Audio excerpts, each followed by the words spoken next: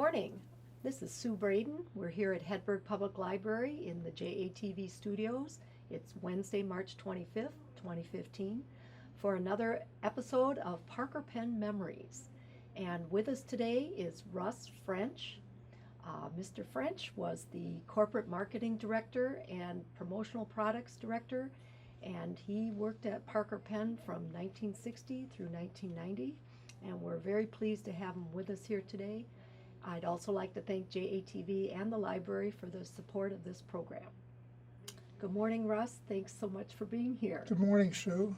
And as I mentioned, you told me you originally came to our Memories of Parker Pen program last September, and you were one of the people who signed up with your name and contact information so we could follow up with you and have a chance to visit and learn about your history with Parker Pen. And you told me that you had been you were the corporate marketing director and head of promotional products, and that you started work in 1960 and had a 30-year career. So thanks again for being here, and tell us more about your Parker memories. Well, the thing I remember most about Parker is people, because Parker was a people company, and they looked for people, they helped people. People, in a sense, responded, and some wonderful, wonderful relations were not taking away from the family relations, but the other relations of people to people. Mm-hmm. And when I started a division, it was sort of a tricky thing, because Parker had not been doing very much business with ad specialty jobbers. And I went out and surveyed the field. Dan Parker had suggested I take a few months off and go call on major accounts and find out where Parker might be having opportunities for growth. And it was really a very eye-opening trip, because Parker was very, very strong in retail, jewelry stores, department stores, mm-hmm. many, many other things, from military sales. But the one area that we were not strong in was with the business gift market. This is imprinted merchandise, basically. Mm-hmm. It sounds more glamorous saying that way.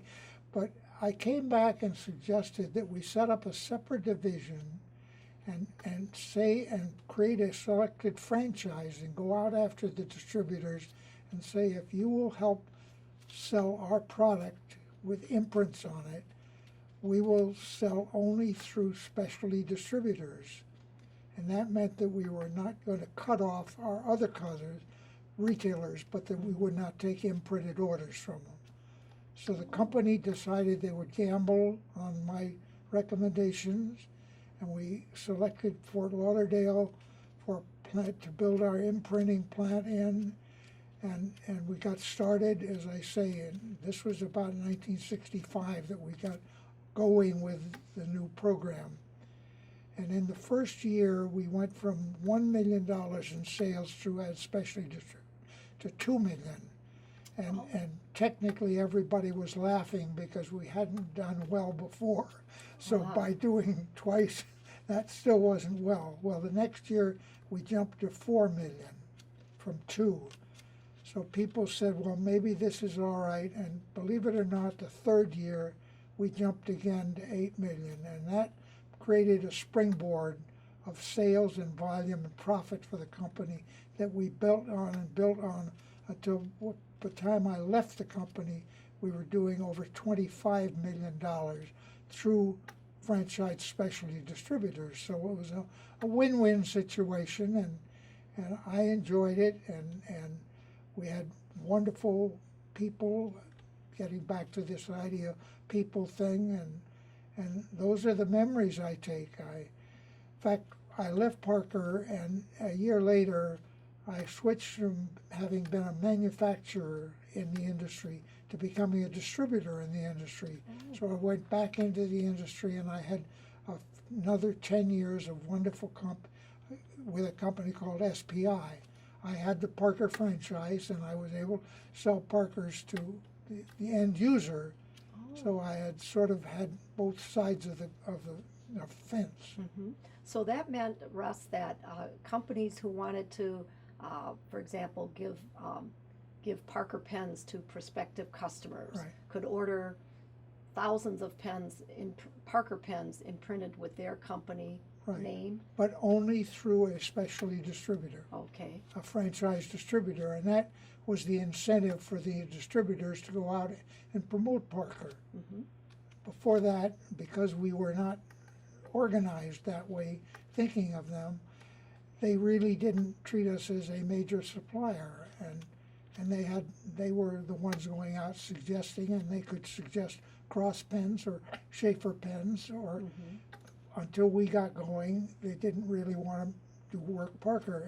But at that time, Dan Parker had dreamed up an idea which later became the window jotter, and that pen was the starlight of my division. It was a unique pen. It had some novelty in it because as you pushed the refill in, the refill rotated the thing, and we imprinted on the refill. Okay, I got to see one of those. Jeff Parker had one, and Yeah. each time you'd click it, I think you had 4 different clicks that Right. would rotate and give different messages. And we'll try and do a close-up later on. Oh, this is great. It has a nice example. Right, and turn it over, and on the back is the back side of it, backside. Oh, It's a two-sided okay. thing. Well, this one says, look sharp, feel sharp, be sharp. But the fourth one would have been Gillette, because that's what Gillette was. And surprisingly now, Gillette is the company, or Procter & Gamble is the company now that owns Parker. So, Procter & Gamble owns Right, Parker. right. Okay, they own the Parker brand. right. And is it still through Newell Rubbermaid? I'm not I'm not exactly sure of Okay. how these conflicting things went, Mm-hmm. and the company really moved over. But it's the brand and the history of it that really is where the memories that I have of with the company. And you mentioned, Russ, before we started filming, that you were born in New York, in Manhattan, and you were recruited to come to Right. Parker. Yes, by a headhunting firm. Okay. They were looking for a marketing director, and it was only after I was playing my role as a marketing director that I realized there was this weak area. And then Parker said, well, if we do go after it, will you head up the division and the effort? And I did, and that was for 25 of my 30 years at Parker. And so were you on the road a lot? Did you travel a lot? Quite a bit in the beginning, but not so much at the end. And because I had a wonderful sales manager and 6 division managers working for our specialty division, and it was just a very nice situation because I lived here in Janesville, and I loved Janesville, and I loved the schools here, and I loved the life here, and I enjoyed a lot of community service here in Janesville, and the Parker family encouraged that, and so it was a very nice fit. Mm-hmm. Well, and if you were there from 30 years, 1960 through 1990, you saw a lot of change in that time. There were many changes, and not all of them were necessarily for the good, but you can't always call your charges in here. And the brand name was very well received in the world. Parker was a strange company because it had many of its business outside the United States. Mm-hmm. The British company was a very strong company, so was the French company, and the brand really had a worldwide image. Plus the fact we were at that time not facing this decision of where is the history of writing going to be? Mm-hmm. Because nowadays we're looking at things in computers and things that will Yes. absolutely blow your mind in terms of what the scope of what they may be able to do, but much of it does not relate to having the written word come down or a written letter come down. Right. And I don't think they'll ever replace a love letter. I but agree. but they're trying. Yes, yes. Um, Russ, when you started with Parker, was your office in the Court Street building, or were you No, out at Arrow Park? there was a small building between, right next to Court Street. It had been the service department. Okay. So they gave that to me as part of the headquarters of my division, and I had a sales manager, John Gardner, and he had then 6 people under him. We were very small and we were a very efficient division. But then as our sales started to escalate, the wonderful thing was we didn't have to build more people and more things. We just had to reap the results of having more distributors out there selling more Parker pens. Oh, well, that's great. Sounds very simple, and it turned out to be quite simple, but it was fun. Russ, why do you think people are so passionate about Parker and about Parker pens? I think it historically, the written word meant a lot, signatures and people signing things. And although that may be changing now, there was a feeling, at least during my tenure, and this is now almost, since 1990, it's almost like 25 years since I was actively involved. Writing has sort of lost some of its glamour, and I'm not sure why. I think it's technology is Right. part of it, Right. and we are not supposed to fight technology. But it's sort of different. It is. It is. I think so, in some ways people aren't as patient as Right. as they used to Yeah. be, and so writing isn't as fast. But do you have some favorite memories of your time at Parker that you'd like to share? Well, they would all regard to the specialty advertising industry. Later, I got involved and was on the board of the association, and I became chairman of the board of the association. So I was really dealing with the whole industry for a period of 3 years. Okay. And this was a very exciting time for me personally, a lot of travel in it, but it was good for Parker because I was promoting Parker as well as the industry. And that was sort of 3 special years out of my life, and came at just about the middle of my career at Parker. Okay. That was going to be my next question, what time frame that was. Right so. about in the middle of my 30 years at All Parker, right. that I had a 3-year term. And Parker encouraged me to accept the position on the board, and then was very supportive of efforts that I made when I was chairman of the board. And which board is that, Russ? It was called the Promotional Products Association. Okay, the And promotional I wear a products. watch right now today that I'm talking to you that has on it in gold PPAI, Okay. Promotional Products Association International. Oh, very So good. that was the International Association. So you said I could bring an item down in here. Yes, So this is my proud watch, Oh, very good. and it tells good time. And where were they headquartered? Dallas, Texas. Oh, so you got to go to a fun place. Yeah. too. Oh, that's great. Russ, I noticed you brought in a book with you today, and I'm thinking you may want to talk about that eventually. Yeah. And then you've got some Yeah. other notes, so I want you Yeah, to this be sure. book developed by Phil Hull is a history of the pens. Not, but it refers to the people a lot in here, but this is a wonderful, wonderful history of Parker. And Phil Hull did, to my opinion, a magnificent job in coordinating it. I get mentioned twice, very minorly in the book, because at that point, his involvement was totally in the other part of the pen business. I was in the specialty part of it, although he did manage the plant down at Fort Lauderdale because he was head of all manufacturing. So the imprinting, our new imprinting operation, which was a state-of-the-art facility, came under his direction and mine too. Oh, all right. So it was a shared sort of responsibility. So And could you hold the book up Yeah. for the camera so folks can see it? Just turn it around. Yeah, that's a very good picture of Phil. And the title is Memories of 49 Years with the Parker Pen Company by Philip Hull.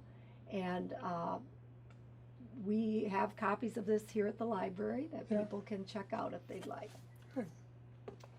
And then you've got some other notes with you too. I'm wondering if, No, there may be they're on the window jotter. Oh, okay. Because that was the product that really steered my division, and by the time we got almost up into the $20 million range, Mhm. half of our sales were in that one product. really? Oh, whereas none of them, the window jotters sold at retail. It was all through my division, Okay, because it was an advertising product. right. And It says here, Dan Parker judged that this feature could be exploited commercially. He reasoned that the window on a jotter would be a novel way to carry a moving message, such as a slogan, name, address, or telephone number.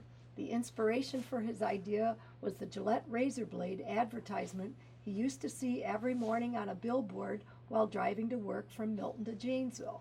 The Gillette message was a snappy four-part jingle. Look sharp, feel sharp, be sharp, use Gillette blue blades. In an analysis by one of the leading publications in the advertising industry, Advertising Age, the Gillette advert came in at number 57 in the top 100 marketing campaigns of all time. Oh, Did So- you happen to bring one with you today? you know, that's funny. As much as I love Parker and Parker pen, I never was a pen collector. Oh, I that's had all right. access to every one of them, the solid gold pens and everything Mhm. else. And I could have done what some people did, just save it as when they retired. Mhm. And I felt my service at Parker had been so productive, I didn't want to take away from Parker. So I didn't take any pens other than just a few pens that I had, but they were promotional products. They weren't the big gold pens or Sure. the expensive ones. Oh, that's fine. Well, it was my feeling about it. So Yeah. my daughter has been trying to find me a window jotter because pen collectors have them Mhm. because it's a unique pen, Yes. but I couldn't come up with one other than the story of it. Well, I appreciate you bringing that because Libraries a lot of folks. really like stories. And Yes, we do like stories, and I will keep a copy to add to our Parker. Well, pen listen, I'll list give you here. another copy Okay. or two. So you have. Well, now, Russ, who are some of the people you got to work with when you were at Parker? Are there some names you like to mention or share with us? Well, I told you before we went on the air that the only thing I'm suffering on at 89 is a memory question, and it's an embarrassing thing. I don't like it because I believe that people's names are very important, but I often will meet somebody and truly the next day I have forgotten their name. Well, So I would rather not say because I would probably be missing more people. I understand. But there yes. were no people at Parker that I didn't like. I mean, there was a feeling at Parker that people were most important. Mhm. And that was stressed back by Dan and George's family, Yes. that it was a people company. And that's been something that resonates through all the interviews we've done so Has that? far. Every person has mentioned the people. And I think that's a great testament. Well, if I were to try and do it, I might come up with 10% of the people that were really very helpful, and I would hate to have 90% of the people. I So- understand. So, Well, Russ, is there anything else you'd like to share? no, other than I hope that the future for the brand name will stay alive under Procter & Gamble's management now.